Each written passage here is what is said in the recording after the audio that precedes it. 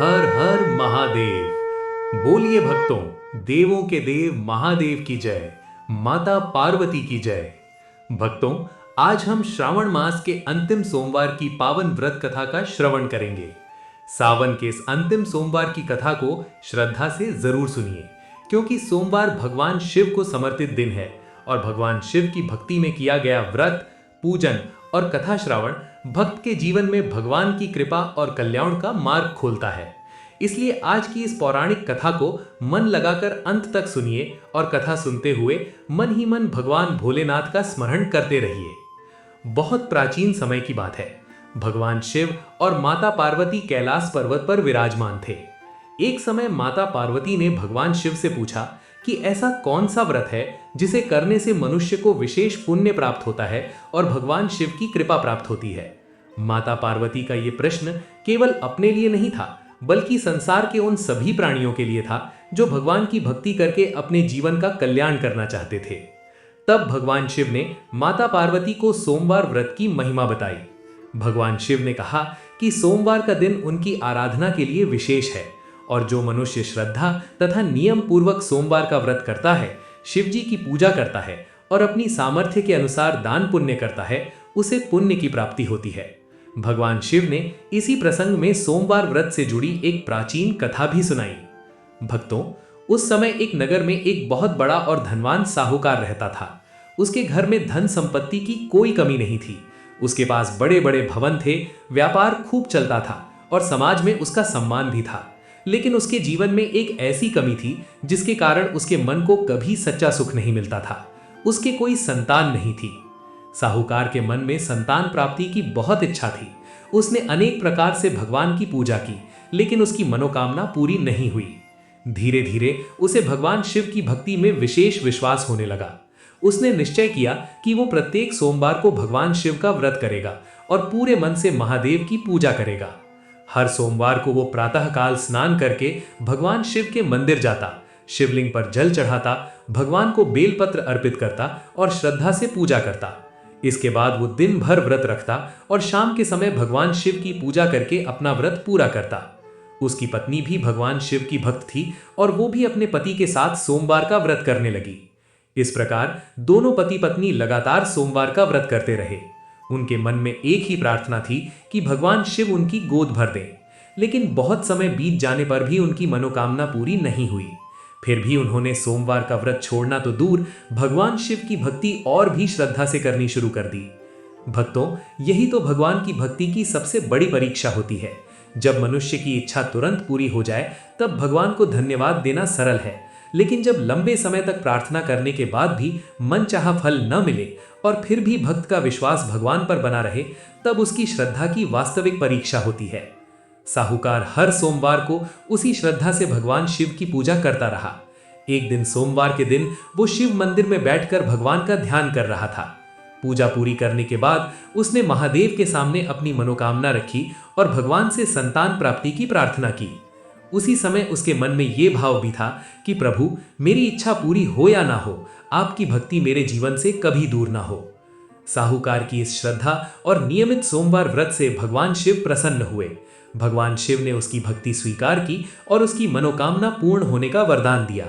कुछ समय बाद उसके घर पुत्र का जन्म हुआ। वर्षों से जिस आंगन में संतान की किलकारी सुनने की प्रतीक्षा थी, वहां अब बालक की किलकारी गूंजने लगी। साहूकार और उसकी पत्नी की खुशी का ठिकाना नहीं रहा। उन्होंने इसे अपने किसी शक्ति का परिणाम नहीं माना, बल्कि भगवान शिव का प्रसाद समझा। उन्होंने महादेव का पूजन किया और भगवान को धन्यवाद दिया। बालक के जन्म के बाद भी साहूकार ने सोमवार का व्रत नहीं छोड़ा। अब उसकी भक्ति में पहले से भी अधिक श्रद्धा आ गई थी। लेकिन भक्तों, भगवान की लीला को कौन जान सकता है।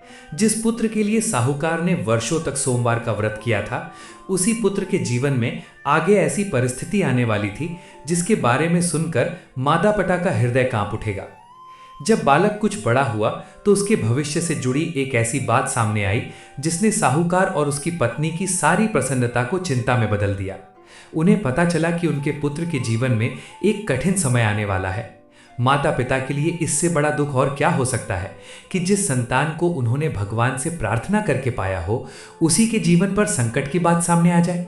साहूकार और उसकी पत्नी ने फिर भगवान शिव की शरण ली। उन्होंने अपने विश्वास को कमजोर नहीं होने दिया और महादेव की पूजा जारी रखी। साहूकार को पूरा भरोसा था कि जिस भगवान ने उसकी वर्षों की प्रार्थना सुनकर उसे पुत्र दिया है, वही भगवान उसके पुत्र की रक्षा भी करेंगे। समय बीतता गया और बालक के जीवन में वो अवस्था आ गई जब उसे आगे की शिक्षा के लिए उसके मामा के साथ भेजा गया। साहूकार ने अपने पुत्र को विदा करते समय भगवान शिव का स्मरण किया और उसके मंगल की प्रार्थना की।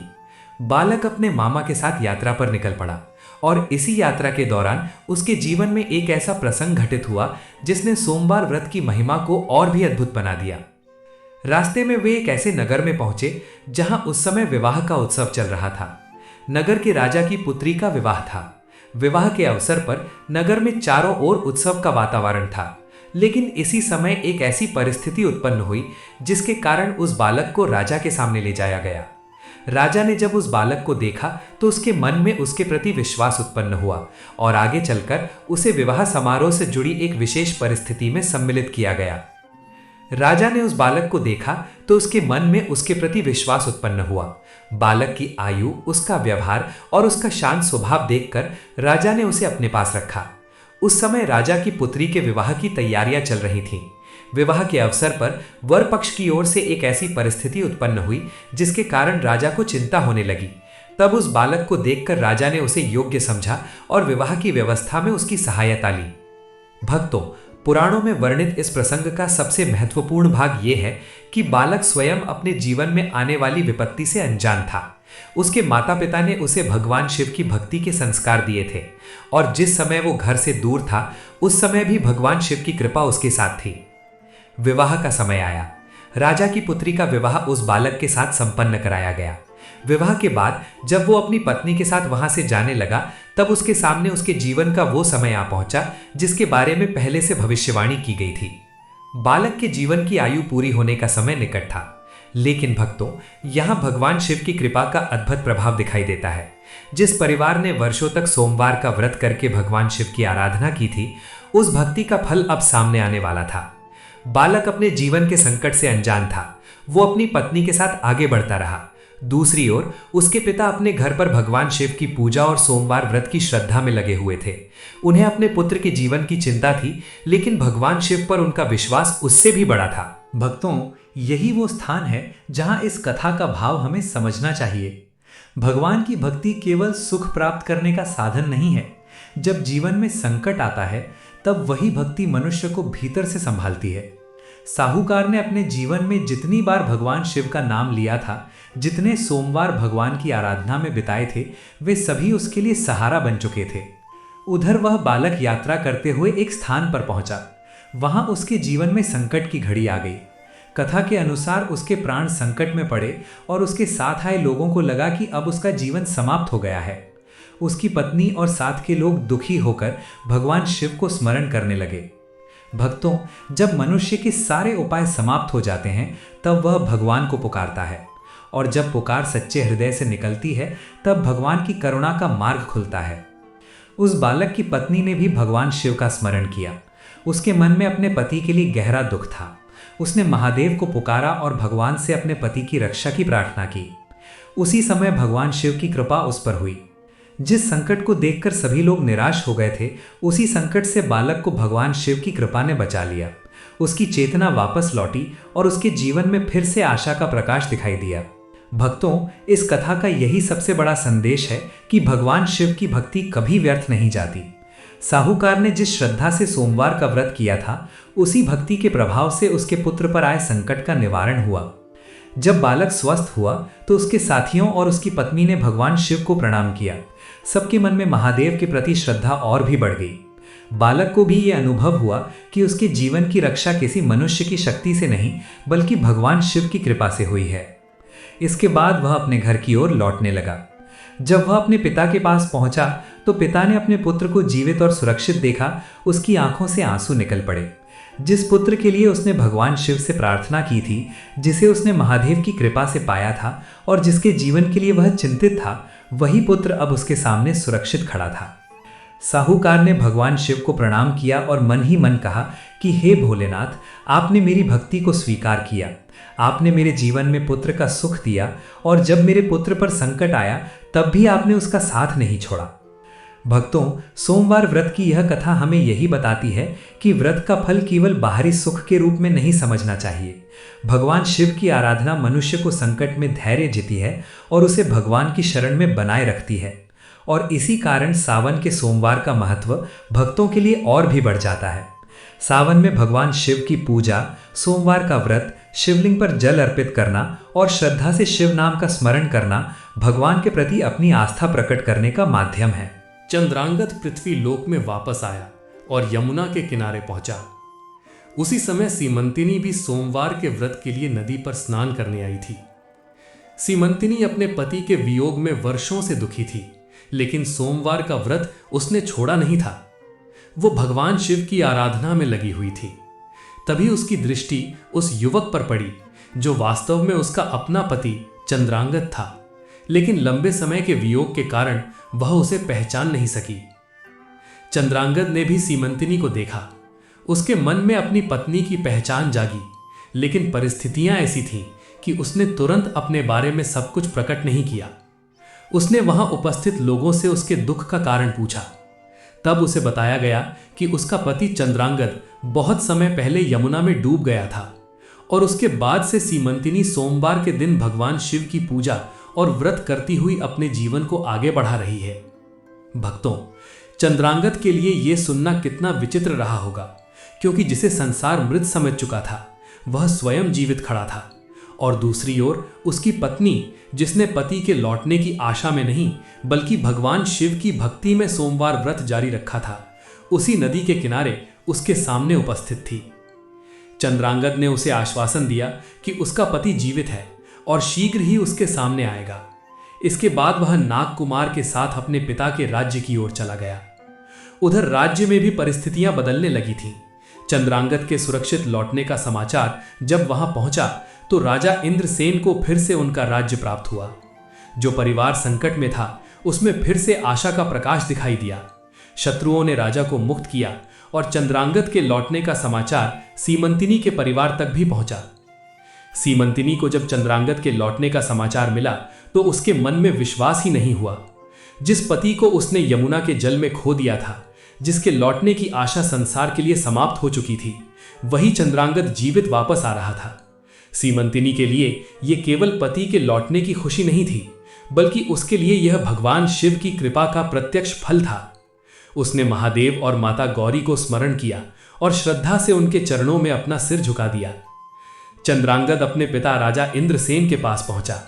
पुत्र को जीवित देखकर राजा की आंखों में आनंद के आंसू आ गए। परिवार के लोग भी प्रसन्न हुए। जिस राज्य पर संकट आया था वह भी फिर से राजा इंद्रसेन को प्राप्त हो गया।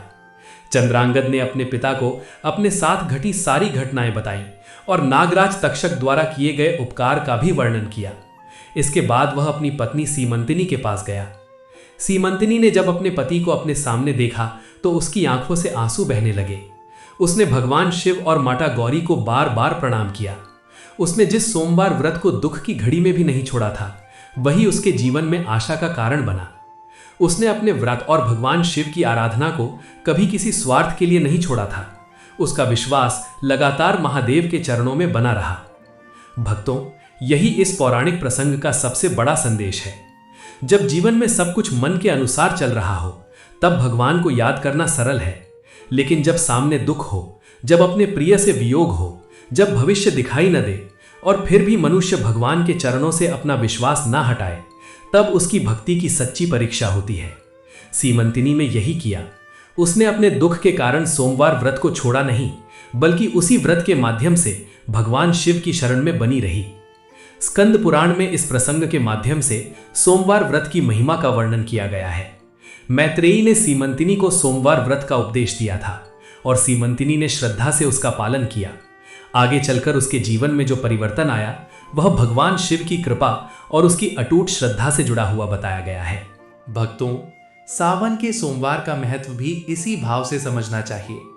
सावन में जब भक्त भगवान शिव का नाम लेते हैं, शिवलिंग पर जल चढ़ाते हैं, बेलपत्र अर्पित करते हैं, सोमवार का व्रत करते हैं और भगवान की कथा सुनते हैं, तो सबसे पहले मन में श्रद्धा होनी चाहिए। पूजा की वस्तु छोटी हो या बड़ी, भगवान के सामने उसका मूल्य नहीं, भक्त के भाव का मूल्य है। जो भक्त सावन के इस अंतिम सोमवार को व्रत कर रहे हैं, वे भगवान शिव के सामने अपने मन की प्रार्थना रखें। अपने परिवार के सुख के लिए, अपने जीवन में सद्बुद्धि के लिए, अपने माता पिता और प्रियजनों के कल्याण के लिए और सबसे बढ़कर भगवान की भक्ति अपने मन में बनी रहे, ऐसी प्रार्थना करें। भक्तों, भगवान शिव को आशुतोष कहा गया है। वे शीघ्र प्रसन्न होने वाले देव हैं। लेकिन भगवान की भक्ति को केवल अपनी इच्छा पूरी कराने का साधन नहीं बनाना चाहिए। सच्ची शिव भक्ति वो है जिसमें भक्त कहे, हे महादेव, मेरे जीवन में जो मेरे लिए उचित हो वही प्रदान कीजिए और मुझे हर परिस्थिति में आपकी भक्ति करने की शक्ति दीजिए। आज सावन का अंतिम सोमवार है। पूरे सावन जिन भक्तों ने भगवान शिव की आराधना की, वे अपनी पूरी भक्ति को आज महादेव के चरणों में समर्पित करें। और जिन्होंने किसी कारण से व्रत नहीं किया, वे भी श्रद्धा से भगवान शिव का नाम लें, शिवलिंग का स्मरण करें और अपनी सामर्थ्य के अनुसार पूजा अर्चना करें। कथा श्रवण करते समय यदि आपके मन में कोई इच्छा है तो उसे भगवान शिव के सामने रख दीजिए, लेकिन साथ ही ये भी कहिए, हे भोलेनाथ, मेरे जीवन में आपकी कृपा और आपकी भक्ति बनी रहे। क्योंकि संसार की हर वस्तु समय के साथ बदल सकती है, लेकिन भगवान की शरण में मिला विश्वास मनुष्य को भीतर से मजबूत बनाता है। भक्तों, सावन के इस अंतिम सोमवार की इस पौराणिक कथा में हमने सोमवार व्रत की महिमा से जुड़े 2 प्राचीन प्रसंग सुने। पहले प्रसंग में भगवान शिव की आराधना करने वाले भक्त को संकट के समय भगवान शिव की कृपा प्राप्त हुई और दूसरे प्रसंग में सीमंतिनी ने विपत्ति के समय भी सोमवार व्रत नहीं छोड़ा और भगवान शिव की भक्ति में अपना विश्वास बनाए रखा। दोनों प्रसंग हमें यही बताते हैं कि भगवान की भक्ति में श्रद्धा और धैर्य का बहुत महत्व है। अब जो भी भक्त आज भगवान शिव का व्रत कर रहे हैं, वे अंत में भोलेनाथ का स्मरण करें और श्रद्धा से बोले, हे महादेव, हमारे घर परिवार पर अपनी कृपा बनाए रखिए। हमारे मन से अहंकार, भय और गलत विचार दूर कीजिए। हमें सत्य और धर्म के मार्ग पर चलने की शक्ति दीजिए। हमारे जीवन में आपकी भक्ति कभी कम ना हो और हमारे मन में हमेशा आपका नाम बसा रहे। बोलिए देवों के देव महादेव की जय। हर हर महादेव। ओम नमः शिवाय।